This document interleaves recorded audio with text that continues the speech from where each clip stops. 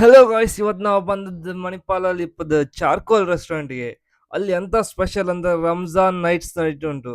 ಇಲ್ಲಿ ಮಾತ್ರ ನಿಮ್ಗೆ ವೆರೈಟಿ ವೆರೈಟಿ ಫುಡ್ ಸಿಗುತ್ತೆ ಗಾಯ್ಸ್. ನಾನಂತೂ ಇವತ್ತು ಇಲ್ಲ ಶಾಕ್ ಆದೆ. ಉಪವಾಸ ಹಿಡ್ಕೊಂಡು ಮಾತ್ರ ಇಲ್ಲ ಹೊರ ಮಾತ್ರ ಎಂತ ಇಲ್ಲ ಗಾಯ್ಸ್, ಹೇಳ್ದೆ ಗಾಡಿ. ನಂಗೆ ಬಾಯಲ್ಲಿ ಸ್ವಲ್ಪ ನೀರು ಬರ್ಲ ಕಾಣಿ. ಎಂತ ಟೈಪ್ ಇದೆ ಫ್ರೂಟ್ಸ್ ಉಂಟು.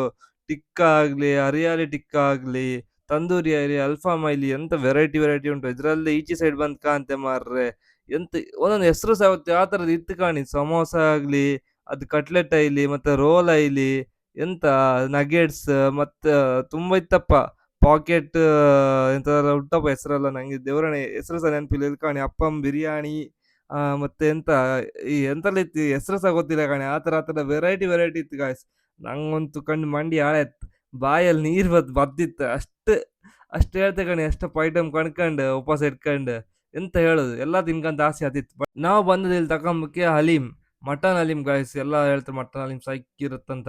ಸೊ ಎಲ್ಲ ಕಡೆ ಸಿಕ್ಕತ್ತಂತೆ, ಎಲ್ಲ ಕಡೆ ಸಿಕ್ಕುದಿಲ್ಲ, ಕಮ್ಮಿ ಜಾಗದಲ್ಲಿ ಸಿಕ್ಕೋದು. ಸೊ ಇಲ್ಲಿ ಇತ್ತಂತ ಬಂದೆ. ನಂಗೆ ಫಸ್ಟ್ ಟೈಮ್ ಒಂದು ಹಲೀಮ್ ಟ್ರೈ ಮಾಡ್ಕಿದ್ದು. ನಾ ಇಲ್ಲಿ ನಂಗೆ ತಿನ್ಲ ಆಯ್ತಾ. ಸೊ ಯಾವ ತರ ಟೇಸ್ಟ್ ಆತಂದ್ರೆ ತಗೊಂಡಿತ್ತು. ಸೊ ತಗೊಂಡು ಮನೆಗೆ ಹೋಗಿ ತಿಂದೆ ಗಾಯ್ಸ್.